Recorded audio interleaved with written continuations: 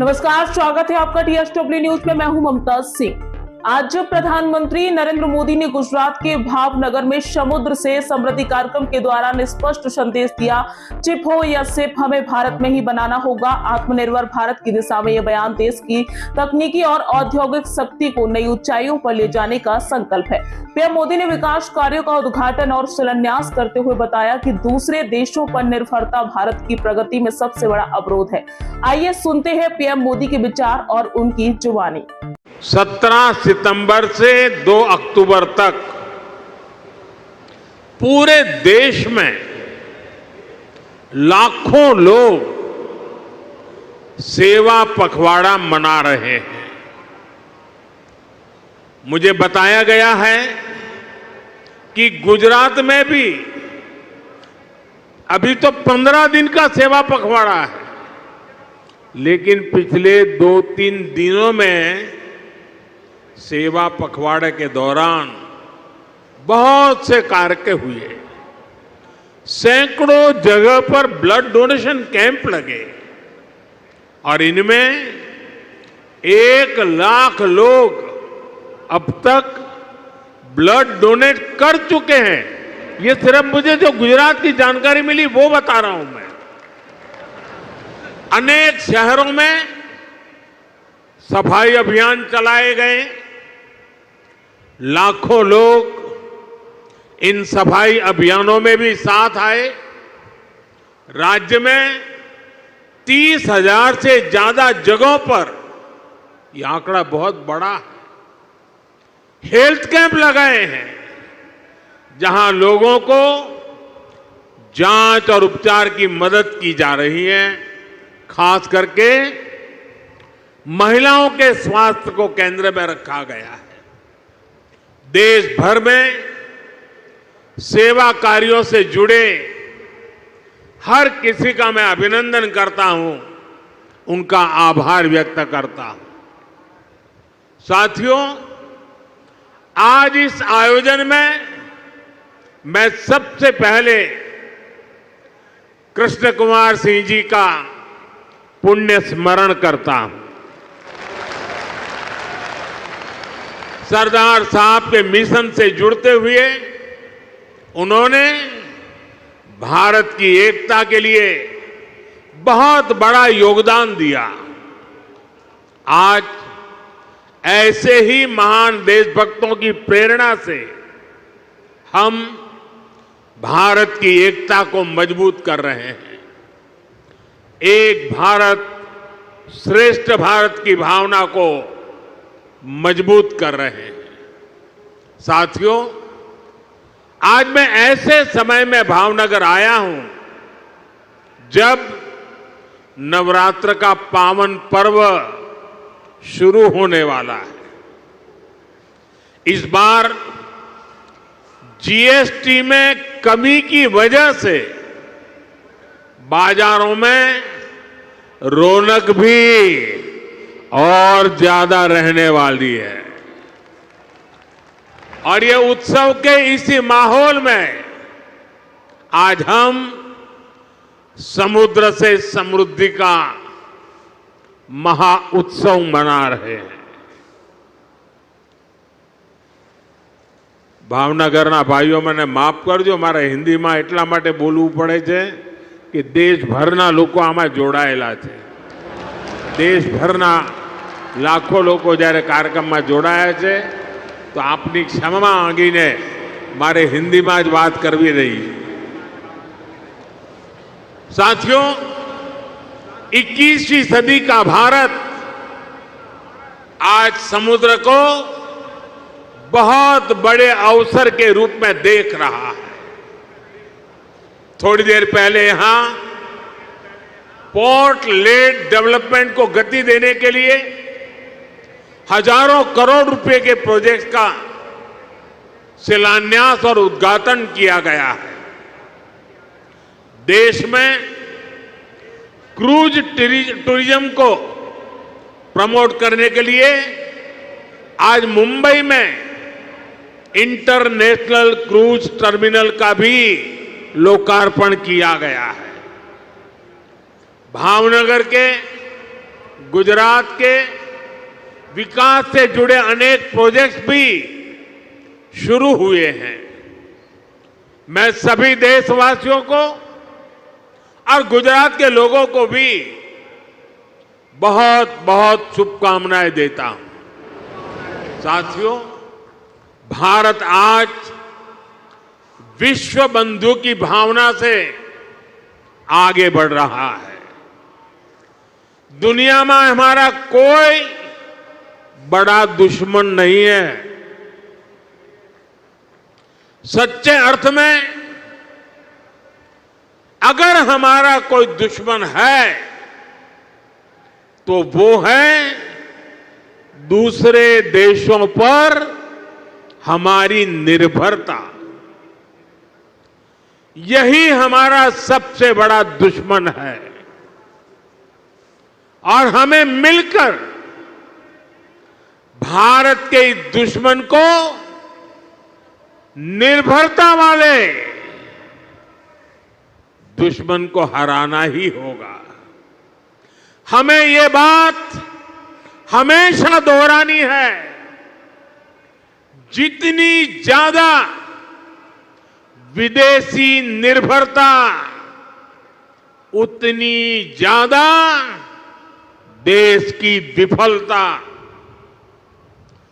विश्व में शांति, स्थिरता और समृद्धि के लिए दुनिया की सबसे बड़ी आबादी वाले देश को आत्मनिर्भर बनना ही होगा।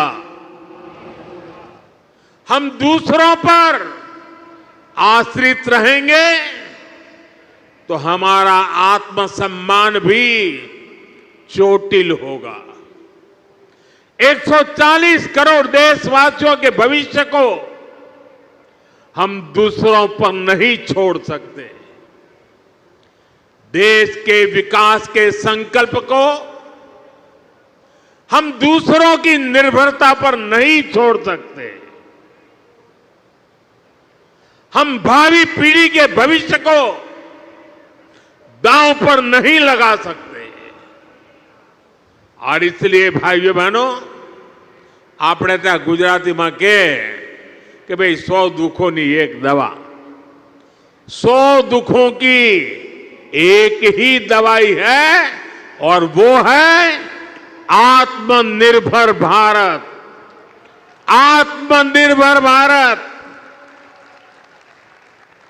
लेकिन इसके लिए हमें चुनौतियों से टकराना होगा। हमें दूसरे देशों पर अपनी निर्भरता लगातार कम करते जाना होगा और अब भारत को आत्मनिर्भर बनकर दुनिया के सामने मजबूती के साथ खड़ा होना ही होगा। भाइयों और बहनों, भारत में सामर्थ्य की कोई कमी नहीं है, लेकिन आजादी के बाद कांग्रेस ने भारत के हर सामर्थ्य को नजरअंदाज किया। इसलिए आजादी के 6-7 दशकों बाद भी भारत वो सफलता हासिल नहीं कर पाया जिसके हम हकदार थे। इसके 2 बड़े कारण रहे। लंबे समय तक कांग्रेस सरकार ने देश को लाइसेंस कोटा राज में उलझाए रखा। दुनिया के बाजार से अलग थलग रखा और फिर जब ग्लोबलाइजेशन का दौर आया तो सिर्फ इंपोर्ट का ही रास्ता पकड़ लिया गया और उसमें भी हजारों लाखों करोड़ों के घोटाले कर दिए गए। कांग्रेस सरकारों की नीतियों ने देश के नौजवानों का बहुत नुकसान किया। इन नीतियों ने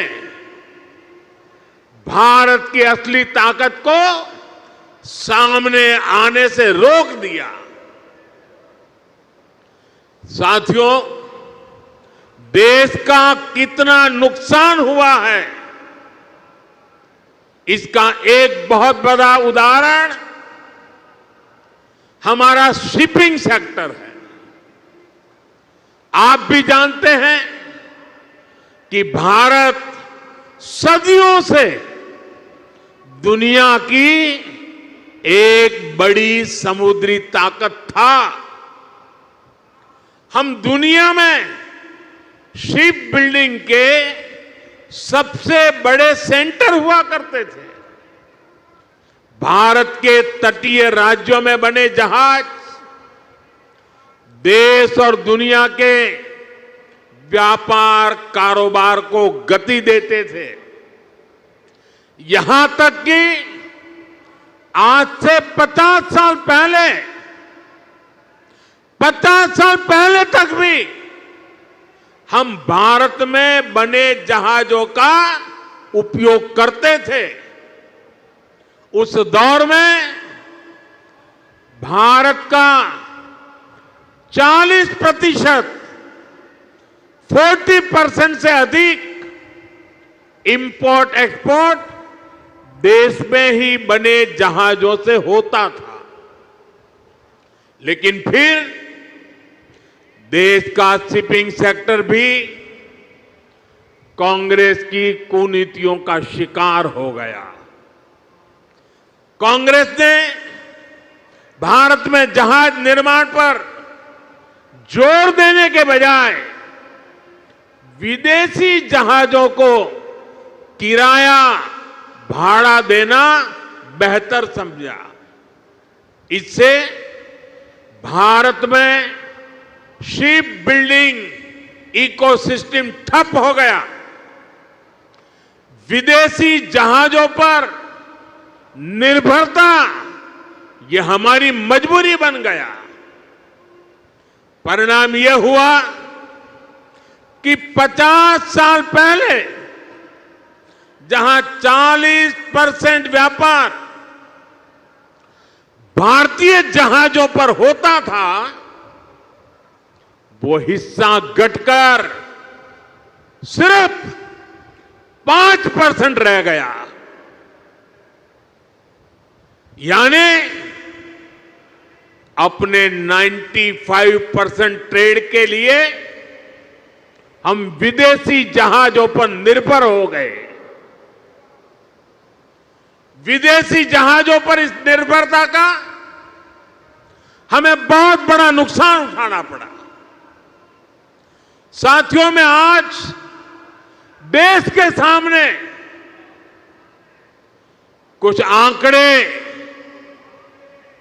आप सबके सामने रखना चाहता हूं। देशवासी ये जानकर हैरान रह जाएंगे कि आज भारत हर साल करीब $75 बिलियन यानी लगभग 6 लाख करोड़ रुपए 6 लाख करोड़ रुपए विदेशी शिपिंग कंपनियों को शिपिंग सर्विसेज के लिए देता है, किराया देता है।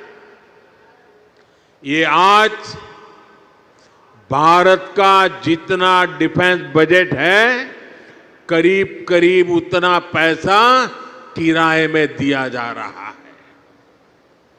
आप कल्पना कीजिए, 7 दशकों में कितना पैसा हमने सिर्फ भाड़े के रूप में दूसरे देशों को दिया है।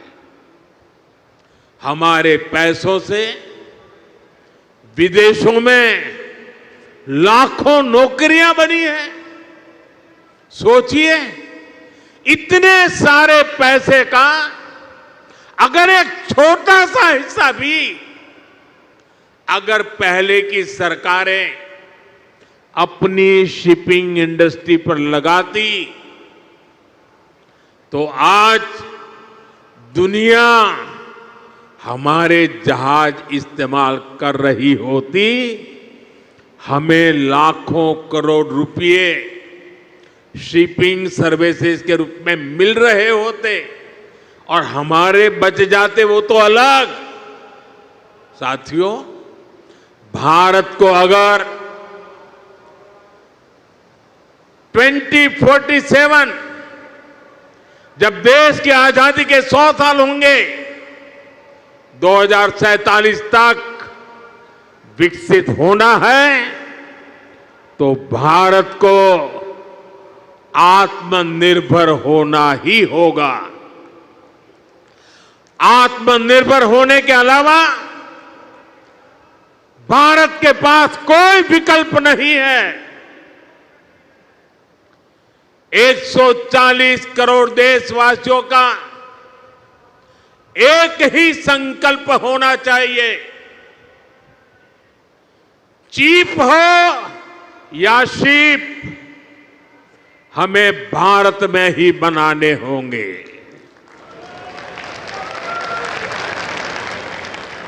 इसी सोच के साथ आज भारत का मैरीटाइम सेक्टर भी नेक्स्ट जनरेशन रिफॉर्म्स करने जा रहा है।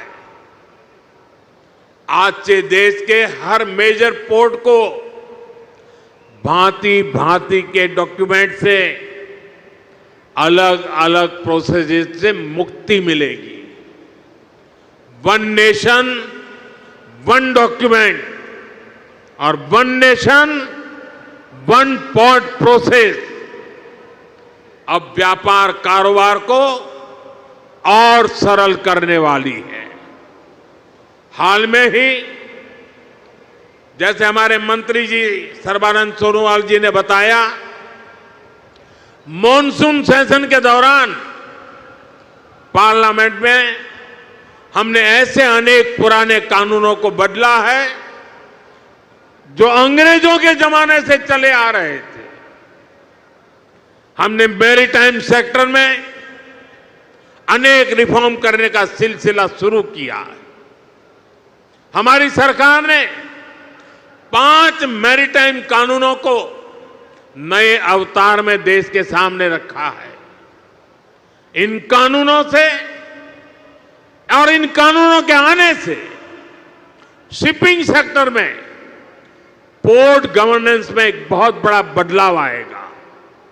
साथियों, भारत सदियों से बड़े बड़े जहाज बनाने में एक्सपर्ट रहा है।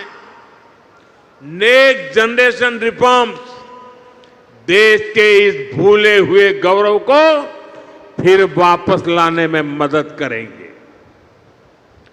बीते दशक में हमने 40 से अधिक शिप्स और पनडुब्बियां नेवी में इंडक्ट की है।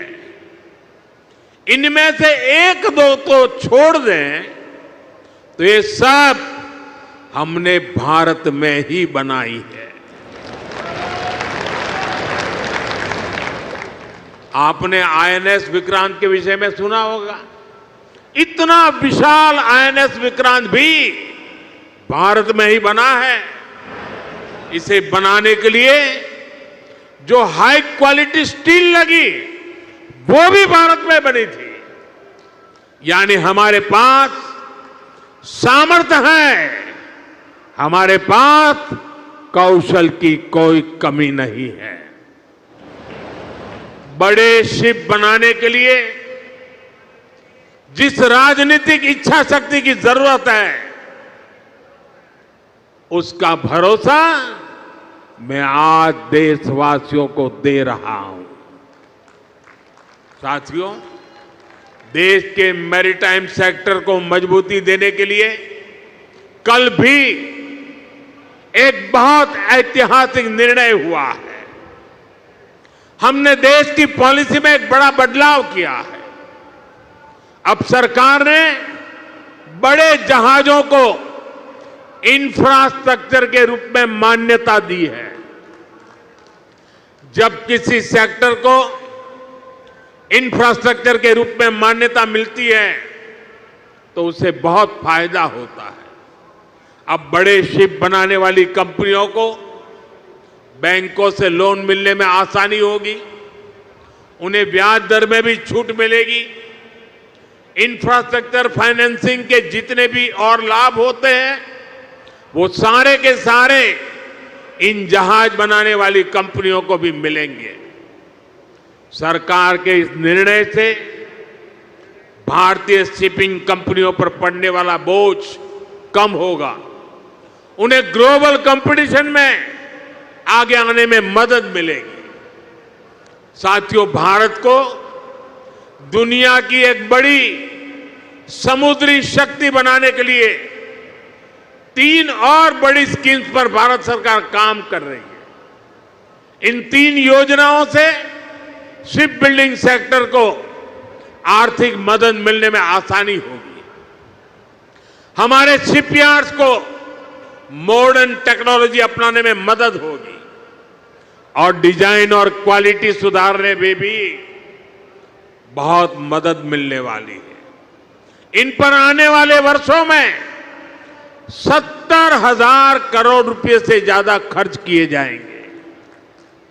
साथियों, मुझे याद है साल 2007 में जब मैं यहां मुख्यमंत्री के रूप में आपकी सेवा कर रहा था, तब शिप बिल्डिंग के अवसरों को लेकर एक बहुत बड़ा सेमिनार गुजरात ने आयोजित किया था।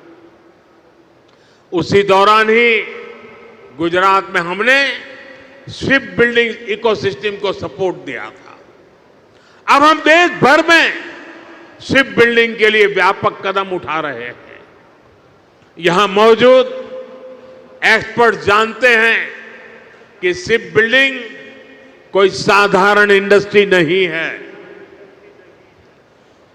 शिप बिल्डिंग इंडस्ट्री को पूरी दुनिया में mother of all industries, mother of all industries की जननी कहा जाता है, उद्योगों की जननी कहा जाता है, क्योंकि इसमें सिर्फ एक जहाज ही नहीं बनता, उसके साथ जो उद्योग जुड़े होते हैं उनका विस्तार होता है। Steel, machinery, electronics, textile, paints, IT system, ऐसे अनेक उद्योगों को शिपिंग इंडस्ट्री से सपोर्ट मिलता है। इससे छोटे और लघु उद्योगों को, एमएसएमईज को फायदा होता है।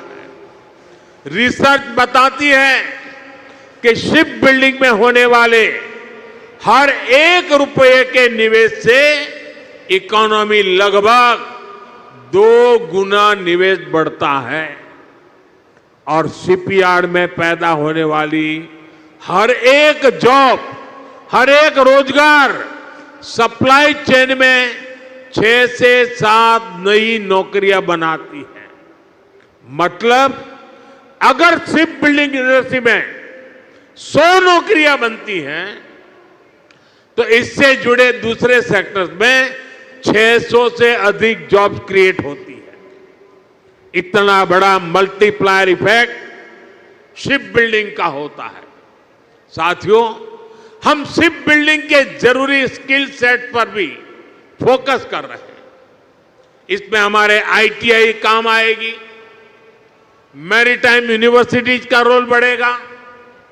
बीते वर्षों में हमने कोस्टल एरिया में नेवी और एनसीसी के तालमेल से नई व्यवस्थाएं बनाई हैं। इन एनसीसी कैडेट्स को नेवी के साथ साथ कॉमर्शियल सेक्टर की भूमिकाओं के लिए भी तैयार किया जाएगा। साथियों, आज का भारत एक अलग मिजाज से आगे बढ़ रहा है। हम जो लक्ष्य तय करते हैं उसे अब समय से पहले पूरा करके भी दिखाते हैं। सोलर सेक्टर में भारत अब अपने लक्ष्यों को 4-4, 5-5 साल पहले हासिल कर रहा है। पोर्ट लेड डेवलपमेंट को लेकर भी 11 साल पहले जो लक्ष्य हमने तय किए थे, भारत उनमें जबरदस्त सफलताएं हासिल कर रहा है। हम देश में बड़े बड़े जहाजों के लिए बड़े पोर्ट बना रहे हैं। सागर माला जैसी स्कीम से पोर्ट्स की कनेक्टिविटी को बढ़ा रहे हैं। साथियों, बीते 11 साल में भारत ने अपनी पोर्ट कैपेसिटी दोगुनी कर ली है। 2014 से पहले भारत में शिप टर्न अराउंड टाइम औसतन 2 दिन होता था।